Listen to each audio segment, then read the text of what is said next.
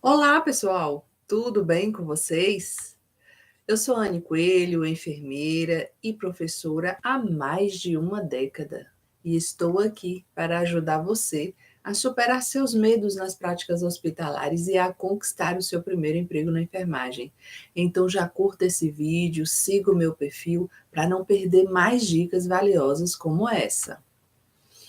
Verificação de sinais vitais.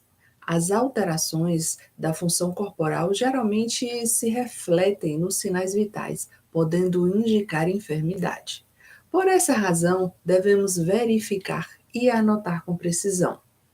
Os sinais vitais a gente deve aferir em repouso. Isso é primordial. Os sinais vitais, ele é representado pela sigla SSVV. Refere-se a temperatura, pulso ou frequência cardíaca, respiração ou frequência respiratória, pressão arterial ou tensão arterial e dor. Quais os materiais que nós utilizamos para estar aferindo todos esses sinais vitais? Esfigmomanômetro, o estetoscópio, o termômetro, um recipiente com álcool e algodão, relógio com ponteiro de segundos, papel e caneta. O recipiente com algodão embebido com a solução alcoólica 70%, a gente vai higienizar todos esses materiais antes e após o uso da verificação dos sinais vitais. Verificação da temperatura. A temperatura corporal, ela pode ser verificada na região axilar, inguinal, bucal ou retal. No entanto, no ambiente hospitalar, a sua verificação ela é realizada na região axilar. A depender do autor, né, de determinada literatura, há uma controvérsia entre os valores da hipertermia, da febre, da temperatura normal do paciente e também da hipotermia. Então, ela sempre vai estar oscilando de autor para autor.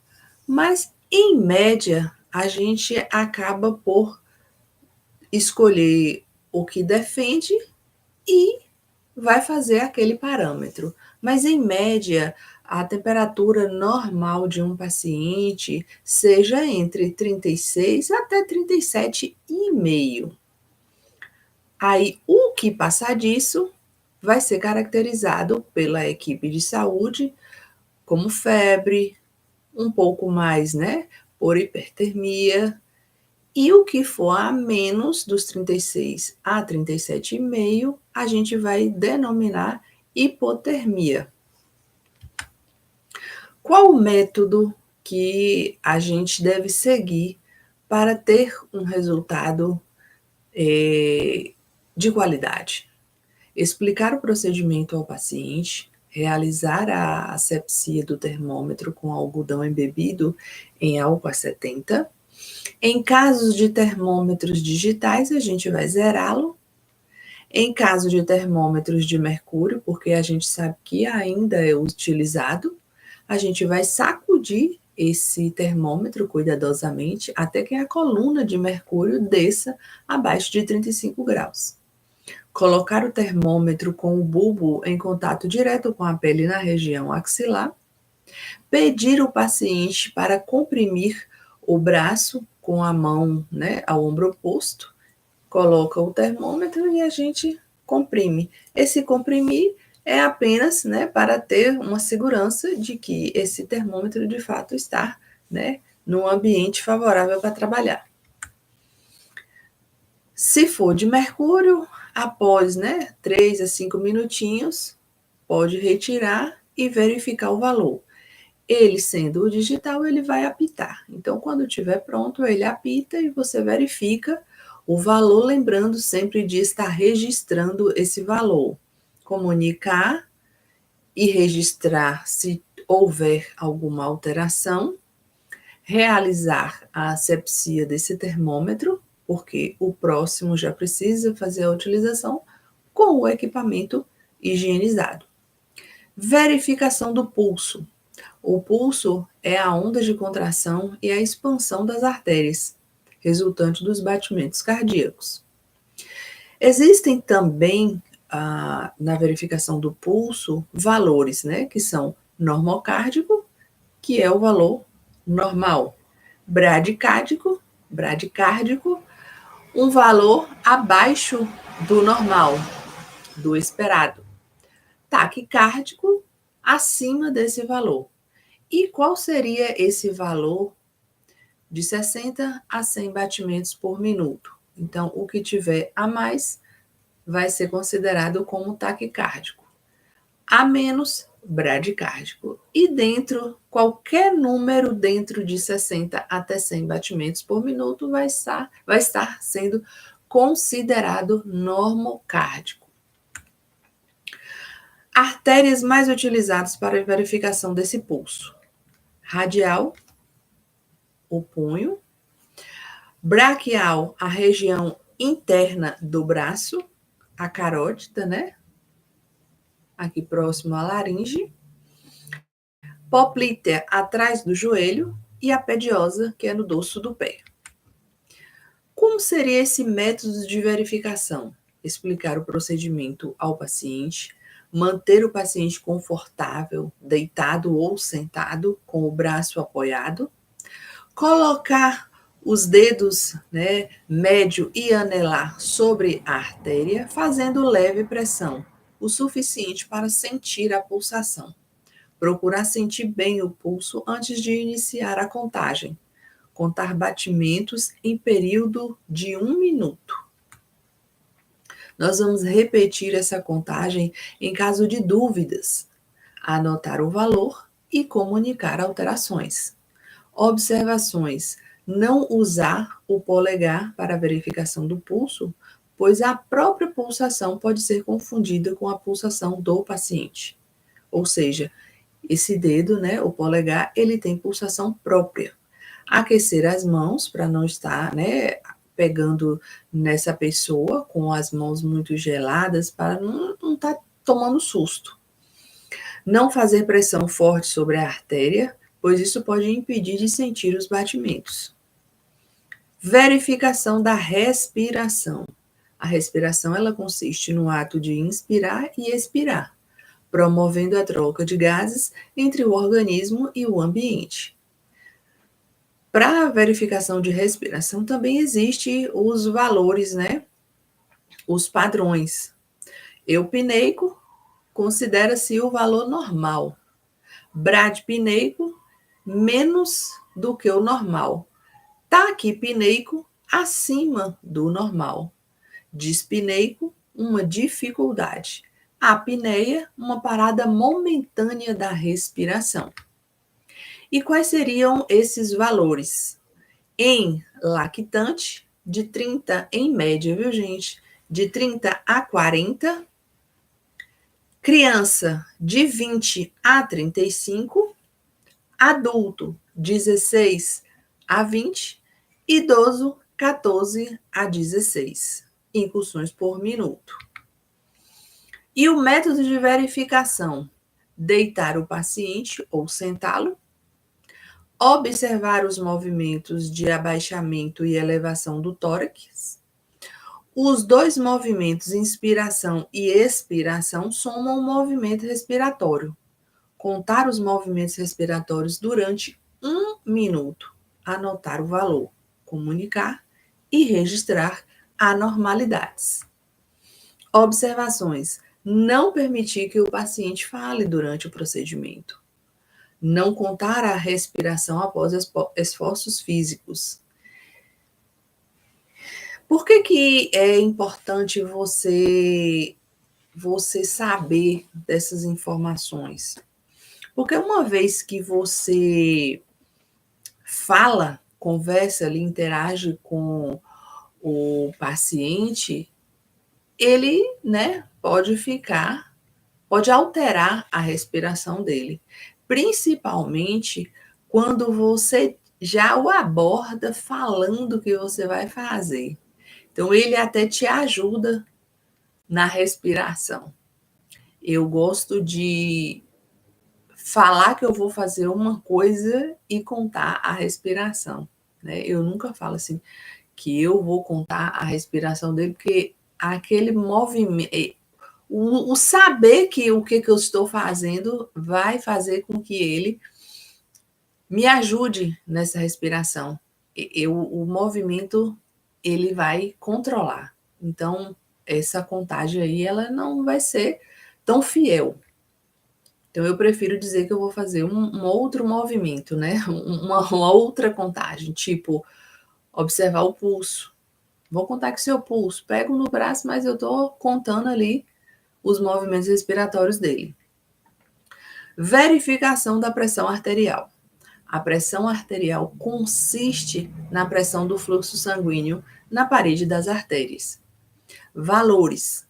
Normotenso é o que a Organização Mundial de Saúde preconiza que seja normal.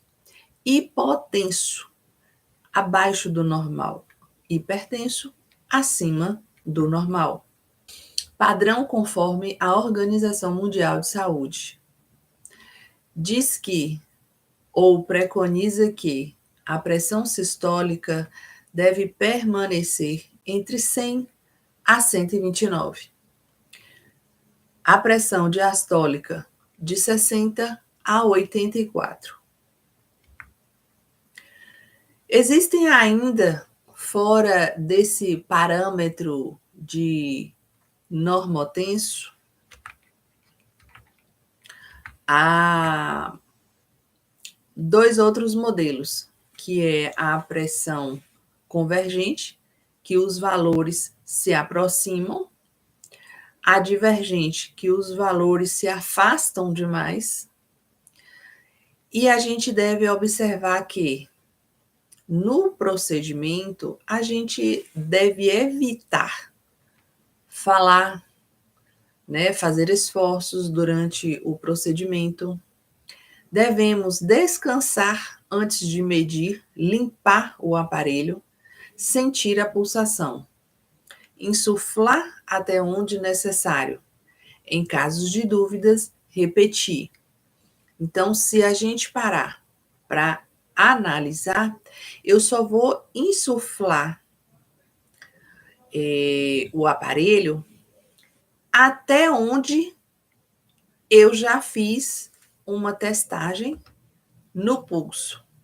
Como assim, Anne? Eu vou posicionar o esfigmomanômetro no braço, eu vou pegar, né, com os dedos, sentir essa pulsação e vou insuflar.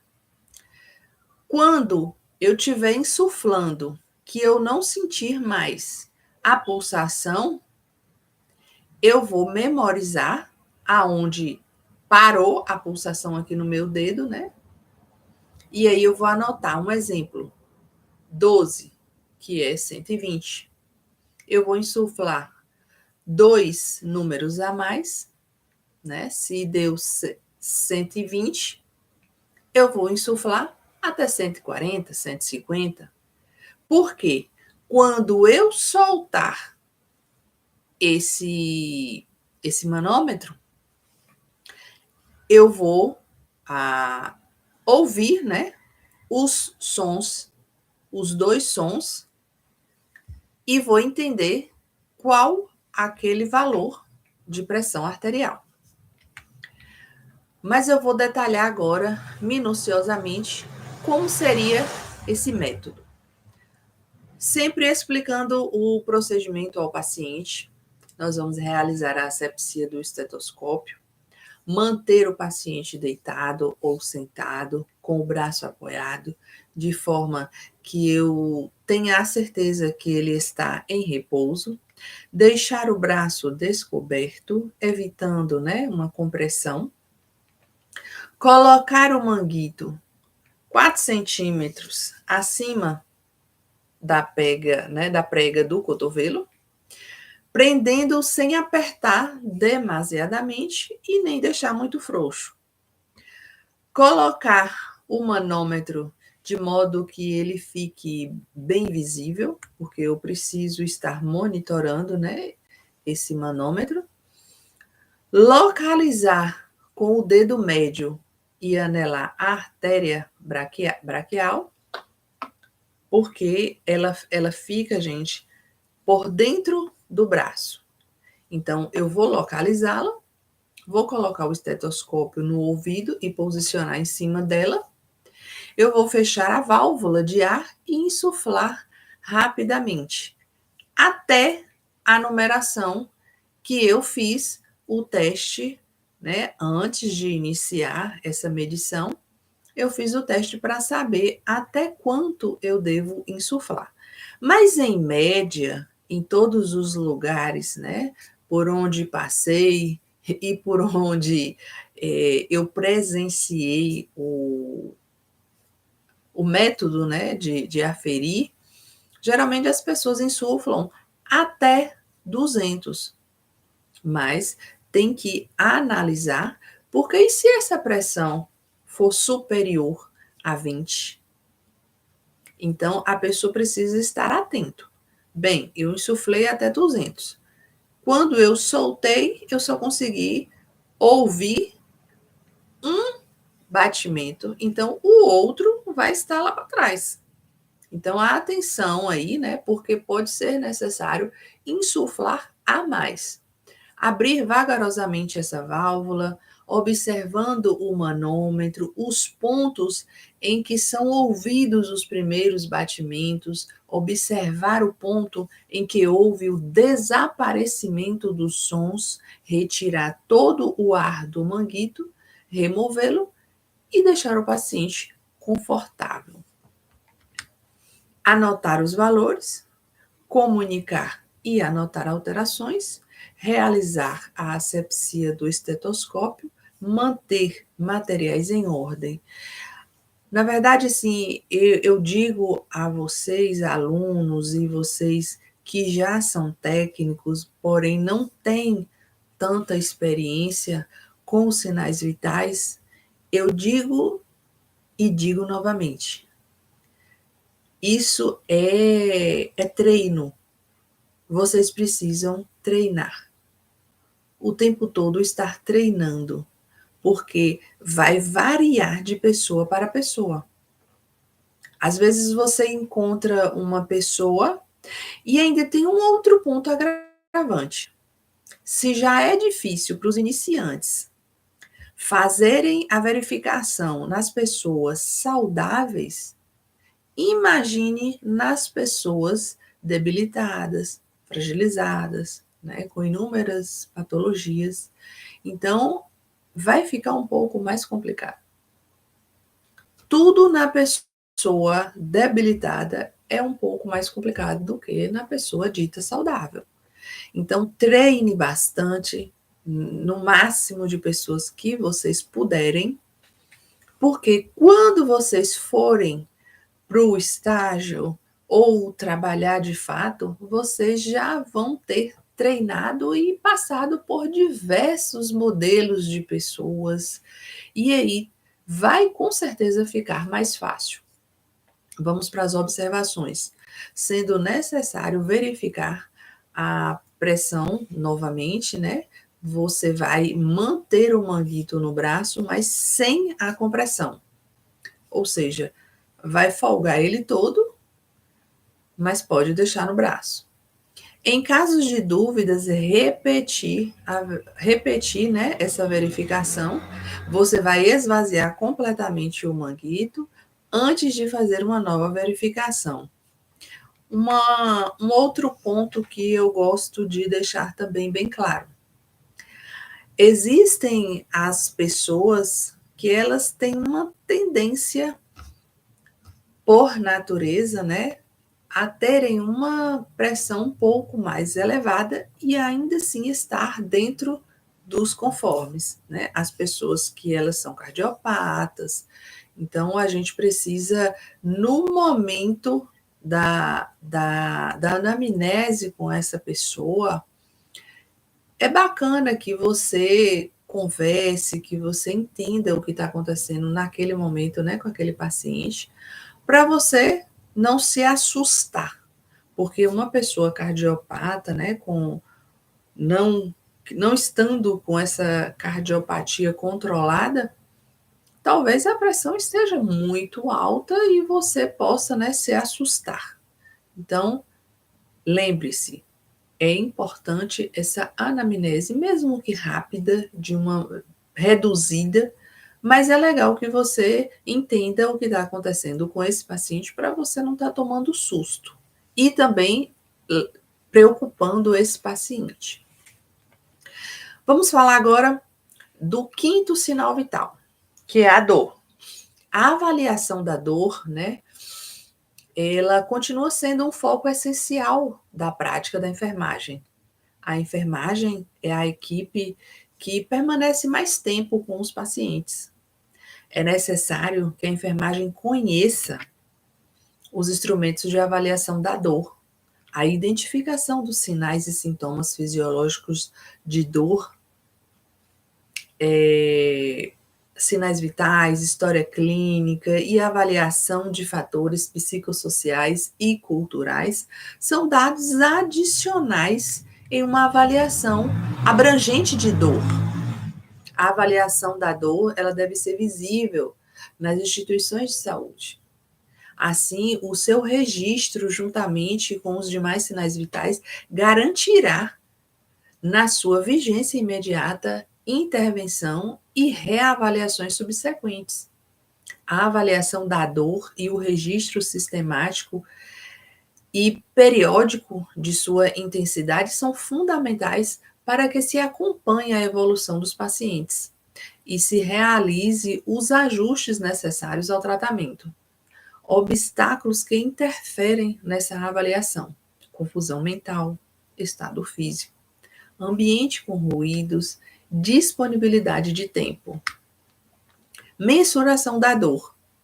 Por ser uma experiência subjetiva, a dor não pode ser objetivamente determinada por instrumentos físicos, que usualmente mensuram o peso corporal, a temperatura, a altura, a pressão sanguínea e o pulso. Em outras palavras, não existe um instrumento padrão que permita a um observador externo objetivamente mensurar essa experiência interna, complexa e pessoal. Então, pessoal, vocês puderam perceber, né, toda a dificuldade de mensurar a dor. A dor, ela é uma particularidade de cada pessoa que a gente não consegue mensurar com nenhum equipamento. Então, ela é sua. A sua dor é diferente da dor do outro. E nós, da equipe de enfermagem, a gente precisa ter esse olhar cuidadoso, esse olhar criterioso e compreender essa dor. Então, qualquer verificação dos sinais vitais deve ser realizada com o paciente descansado, aproximadamente 15 a 20 minutos antes da verificação. Lembrando que a dor não entra nessa observação. Ela tem uma escala em que tem, né, o rostinho de uns bonequinhos, e aí você vai observando a feição, né, daquele seu paciente e consegue acompanhar pela escala. Então, pela escala, você consegue analisar essa dor. Então, gente, se você quer aprender mais dicas como essa, curta, compartilhe com amigos que também estão buscando oportunidades na área da enfermagem. E até mais!